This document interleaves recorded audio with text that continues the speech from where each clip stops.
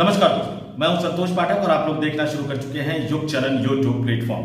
गुजरात की धरती को भारतीय जनता पार्टी की प्रयोगशाला माना जाता है। गुजरात को भारतीय जनता पार्टी का सबसे मजबूत गढ़ माना जाता है।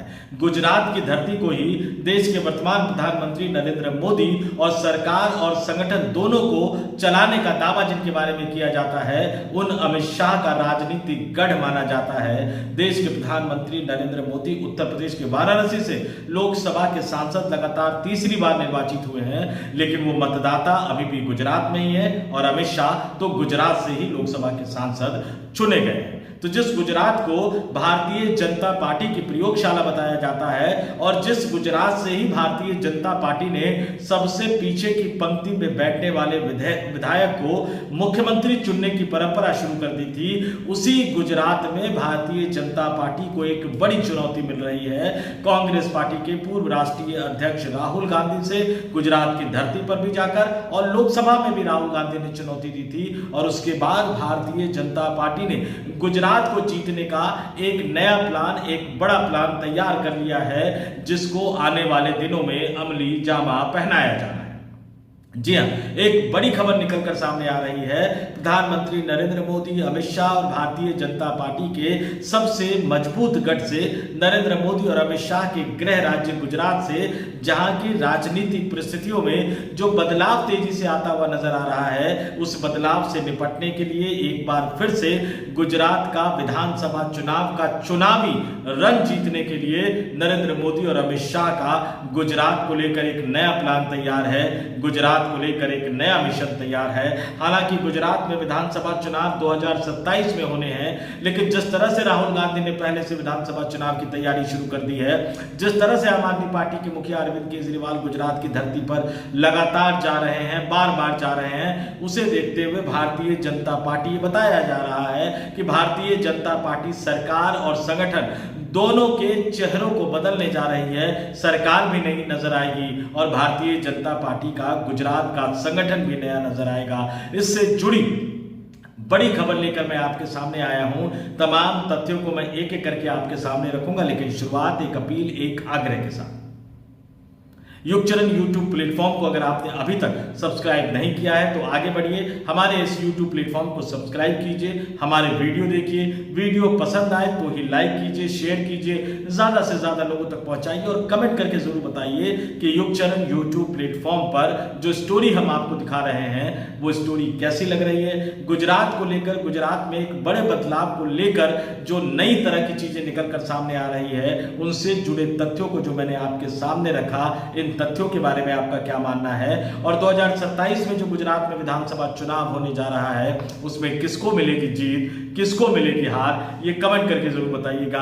और अब आता हूं मैं आज की स्टोरी पर। राहुल गांधी लगातार गुजरात के दौरे पर जा रहे हैं। जिलाध्यक्षों को नियुक्त करना, जिलाध्यक्षों को पावर देना और कांग्रेस पार्टी के अंदर मौजूद भारतीय जनता पार्टी के स्लीपर सेल और एजेंट को निकालने के बाद राहुल गांधी गुजरात की धरती पर ही जाकर कह चुके हैं और पिछले कुछ महीनों के दौरान आधा दर्जन बार यानी 6 बार राहुल गांधी गुजरात की धरती पर जा चुके हैं और अब एक नई मुहिम की शुरुआत वो अगले महीने से करने जा रहे हैं, जिसमें वो जिलाध्यक्षों के घर पर रुकेंगे, उन्हीं के साथ भोजन करेंगे और ग्राउंड जीरो की रियलिटी जानने की कोशिश करेंगे। जाहिर सी बात है कि राहुल गांधी का लक्ष्य है कि गुजरात में ही भारतीय जनता पार्टी को विधानसभा चुनाव हराना। 2024 के लोकसभा चुनाव में जिस तरह की सीटें मिली थी राहुल गांधी को, उससे उत्साहित होकर राहुल गांधी ने लोकसभा के अंदर भारतीय जनता पार्टी के सांसदों, मंत्रियों के सामने खड़े होकर यह दावा किया कि इस बार गुजरात में कांग्रेस पार्टी बीजेपी को हराएगी और वो पुरजोर तरीके से गुजरात में बीजेपी को हराने के मिशन पर काम कर रहे हैं। भारतीय जनता पार्टी भी राजनीति के बदलते हुए माहौल को समझ रही है, राजनीति के बदलते हुए खतरे को समझ रही है, इसलिए उन्होंने एक नया प्लान तैयार किया है।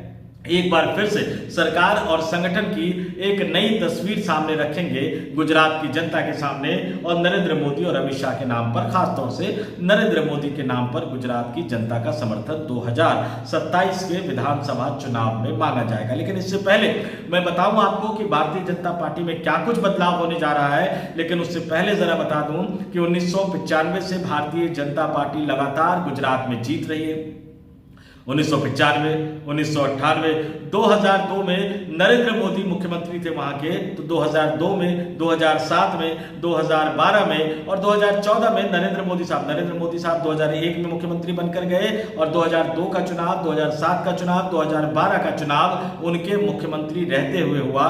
भारतीय जनता पार्टी की जो सीटों का आंकड़ा था, इन तमाम चुनावों की बात कहूं मैं तो 182 सदस्यीय विधानसभा में ऑन एन एवरेज 115 से 127 सीटें भारतीय जनता पार्टी जीता करती थी। लेकिन 2014 में नरेंद्र मोदी प्रधानमंत्री बनकर दिल्ली आ गए। उसके बाद 2017 का विधानसभा चुनाव हुआ और कांग्रेस पार्टी ने पुरजोर तरीके से लड़ा। चुनाव के बीच में ही राहुल गांधी कांग्रेस पार्टी के अध्यक्ष भी बन गए। उससे पहले वो उपाध्यक्ष थे, चेहरे माने जाते थे। पूरे गुजरात में एक नए तरीके से उन्होंने चुनाव लड़ा। भारतीय जनता पार्टी की दिक्कतें बढ़ गई थी और बड़ी मुश्किल से भारतीय जनता पार्टी 99 सीटें जीत पाई 182 सदस्यीय विधानसभा। 100 से नीचे लाकर राहुल गांधी ने भारतीय जनता पार्टी को रख दिया था। 2022 के विधानसभा चुनाव को भारतीय जनता पार्टी नरेंद्र मोदी और अमित शाह की जोड़ी ने गंभीरता से लिया और जिस कांग्रेस पार्टी को 2017 के विधानसभा चुनाव में गुजरात में 77 सीटों पर जीत हासिल हुई थी, उस कांग्रेस पार्टी को 2022 के विधानसभा चुनाव में 60 सीटों का नुकसान झेलना पड़ा और उन्हें उनके खाते में सिर्फ 17 सीटें। राहुल गांधी इस ट्रेंड को बदलना चाहते हैं। हालांकि 2022 के विधानसभा चुनाव में कांग्रेस पार्टी की इस बुरी हार के लिए, कांग्रेस पार्टी की इस करारी हार के लिए अरविंद केजरीवाल और आम आदमी को भी जिम्मेदार, आम आदमी पार्टी को भी जिम्मेदार माना जाता है। तो राहुल गांधी अब अपनी रणनीति उसी तरह से बना रहे हैं। गुजरात का महत्व क्या है ये नरेंद्र मोदी और अमित शाह अच्छी तरह से समझते हैं, इसलिए गुजरात में संगठन और सरकार को बदलने की एक तरह से कवायद शुरू हो गई है। आपको बता दूं कि लोकसभा चुनाव से पहले जो प्रदेश अध्यक्ष हुआ करते थे CR पाटिल, लोकसभा चुनाव के बाद वो मोदी सरकार में मंत्री बन गए, लेकिन वो अभी भी प्रदेश अध्यक्ष बने हुए हैं क्योंकि भारतीय जनता पार्टी का आलाकमान नए प्रदेश अध्यक्ष का अभी भी कहते हैं कि नए प्रदेश अध्यक्ष के बारे में सोच ही रहा है कि किनको नया प्रदेश अध्यक्ष बनाया जाए। और CR पाटिल साहब प्रदेश अध्यक्ष भी है, मोदी सरकार में मंत्री भी हैं और अभी हाल ही में उन्हें बिहार विधानसभा चुनाव के मद्देनजर सह प्रभारी बनाया गया है, सह चुनाव प्रभारी बनाया गया है, यानी CR पाटिल साहब की जिम्मेदारी बढ़ा दी है।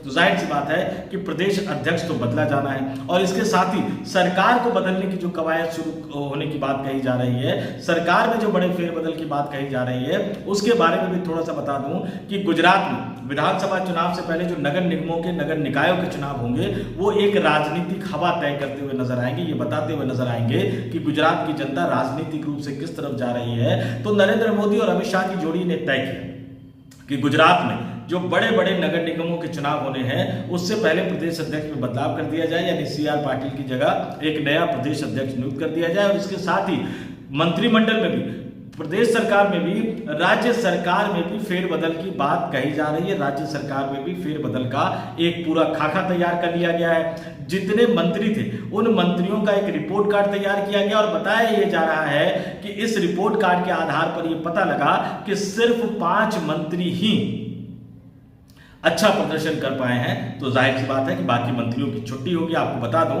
कि गुजरात के मुख्यमंत्री भूपेंद्र पटेल के साथ ही जो उनके कैबिनेट में जो मंत्री हैं, ऋषिकेश पटेल, हर्ष सांघवी, जगदीश विश्वकर्मा और बलवंत सिंह राजपूत, इनके बारे में ये कहा गया उस रिपोर्ट में कि इन्होंने अच्छा प्रदर्शन किया है तो मुख्यमंत्री भी बने रहेंगे, उनके ये मंत्री भी बने रहेंगे। लेकिन जिन 12 यानी 1 दर्जन से ज्यादा मंत्रियों की छुट्टी की बात कही जा रही है, जिनका प्रदर्शन संतोषजनक नहीं था, जिनका कामकाज संतोषजनक नहीं था, और इसकी जगह नरेंद्र मोदी और अमित शाह की जोड़ी जो है गुजरात में जो सरकार है, जो मंत्रिमंडल है, जो मुख्यमंत्री भूपेंद्र पटेल साहब का मंत्रिमंडल है, उसमें नए मंत्रियों को, युवा नेताओं को मंत्री के तौर पर शामिल किया जाएगा, जिसमें हार्दिक पटेल का नाम लिया जा रहा है, जिसमें अमित ठाकुर का नाम लिया जा रहा है, जिसमें अर्जुन मोढवाडिया का नाम लिया जा रहा है, जिसमें CJ चावड़ा, जयेश रादड़िया और यहां तक कि यह भी कहा जा रहा है कि विधानसभा अध्यक्ष शंकर चौधरी को भी मंत्री बनाया जा सकता है। और जिलों में जो इम्बैलेंस हो गया, जो पहले मंत्रिमंडल का गठन किया गया,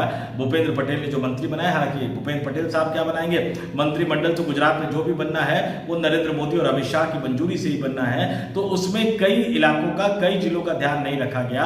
तो जैसे बड़ोदरा जिला है, वहां से किसी युवा नेता को राज्य की सरकार में मंत्री बनाया जा सकता है।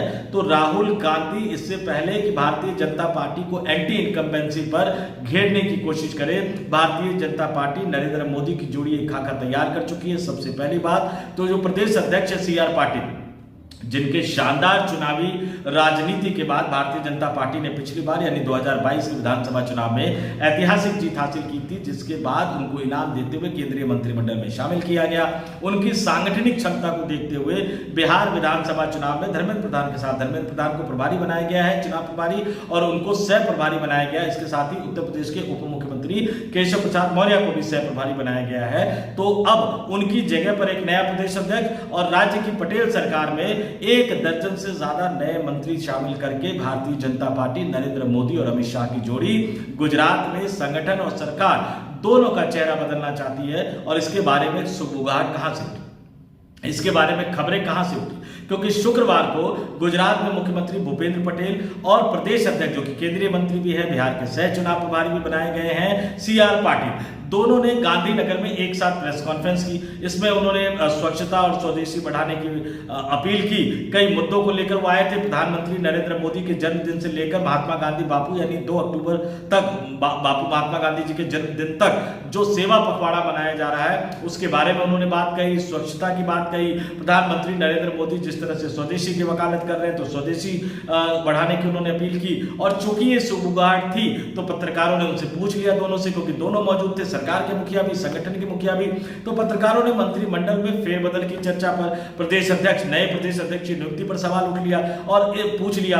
और इन सवालों पर दोनों ही नेता हंसते हुए खड़े हो गए और बिहार के सह प्रभारी बनाए गए प्रदेश भारतीय जनता पार्टी के अध्यक्ष, केंद्र के नरेंद्र मोदी सरकार में जल शक्ति मंत्री सी आर पाटिल साहब ने तो हंसते हुए कहा, ये भारतीय जनता पार्टी के नेताओं का स्टाइल है कि सवाल को कैसे टाला जाए। तो पाटिल साहब ने हंसते हुए कहा कि जब होगा तो आपसे पूछ लेंगे। लेकिन ये सवाल उठा, सवाल का जवाब हंसते हुए दिया गया। इससे बिल्कुल साफ साफ स्पष्ट नजर आ रहा है कि वाकई गुजरात में भारतीय जनता पार्टी एक बार फिर से अपने संगठन, सरकार को बदलने जा रही है। और मिशन सिर्फ एक ही है कि किसी भी तरह से कांग्रेस पार्टी की रणनीति को फेल बनाते हुए, विफल बनाते हुए गुजरात की जनता का समर्थन हासिल किया जाए और 2027 के विधानसभा चुनाव में एक बार फिर से चुनाव जीतकर सरकार बनाई जाए। क्योंकि भारतीय जनता पार्टी इस बात को बखूबी समझती है कि गुजरात हाथ से गया तो दिल्ली में दिक्कत हो जाएगी। राहुल गांधी भी इस बात को बखूबी समझते हैं कि दिल्ली जीतने के लिए गुजरात जीतना बहुत जरूरी है। तो ये तय मानकर चलिए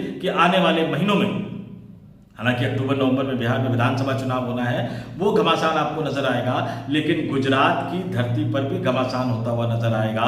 भारतीय जनता पार्टी का लक्ष्य, नरेंद्र मोदी अमित शाह का लक्ष्य एक बार फिर से गुजरात की धरती पर सरकार बनाना है। राहुल गांधी का लक्ष्य है गुजरात की धरती से भारतीय जनता पार्टी को हटाना। और वहीं आम आदमी पार्टी यानी अरविंद केजरीवाल के 2 लक्ष्य है। पहला, अपनी पार्टी के जनाधार को मजबूत करना और दूसरा, कांग्रेस को हराकर सबक सिखाना। तीनों में से कौन अपने मिशन में कामयाब होगा, कौन अपने लक्ष्य में कामयाब होगा, ये तो गुजरात की जनता ही तय करेगी 2027 में जब राज्य में विधानसभा का चुनाव होगा। तो इस वीडियो में इतना ही। जाते जाते फिर आपसे अपील करूंगा, अगर आपने अभी तक इस YouTube मंच को सब्सक्राइब नहीं किया है तो आगे बढ़िए, युग चरण YouTube प्लेटफॉर्म को सब्सक्राइब कीजिए, हमारे वीडियो देखिए, वीडियो पसंद आए तो लाइक कीजिए, शेयर कीजिए, कमेंट कीजिए, ज्यादा से ज्यादा लोगों तक इसको पहुंचाइए और देखते रहिए युग चरण YouTube प्लेटफॉर्म। नमस्कार।